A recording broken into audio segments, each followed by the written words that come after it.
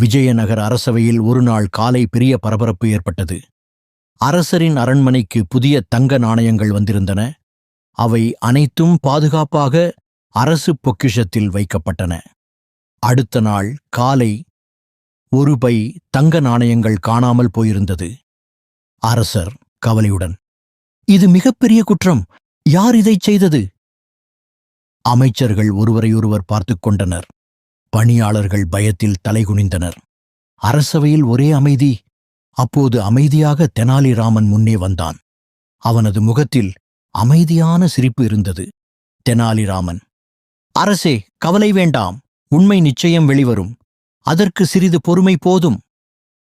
அரசர் தலையசைத்தார். தெனாலி அனைவரையும் பொக்கிஷ அறைக்குள் வரச் சொன்னான். அங்கே ஒரு பெரிய தராசு இருந்தது. ஒரு அமைச்சர் கோபமாக, "இதனால் என்ன செய்யப் போகிறாய் தெனாலி?"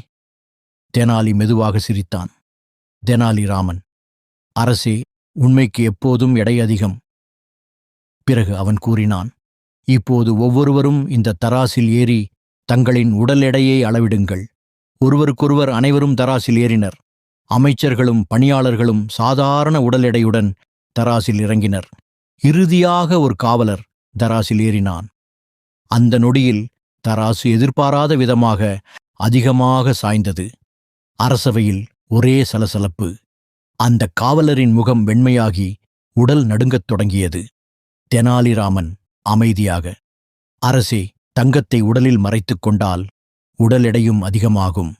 உண்மையில்லாதவரின் மனமும் கனமாகிவிடும்." அந்த காவலர் மேலும் தாங்க முடியாமல் தராசிலிருந்து இறங்கி மண்டியிட்டு ஒப்புக்கொண்டான்.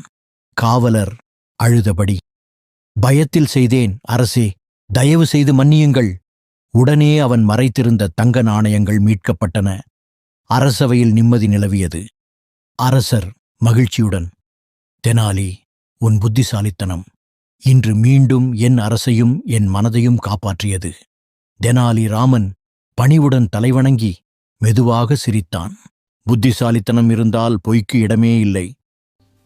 இந்த சேனலை சப்ஸ்கிரைப் செய்யுங்கள். இது போன்ற கதைகளை தொடர்ந்து பார்க்க.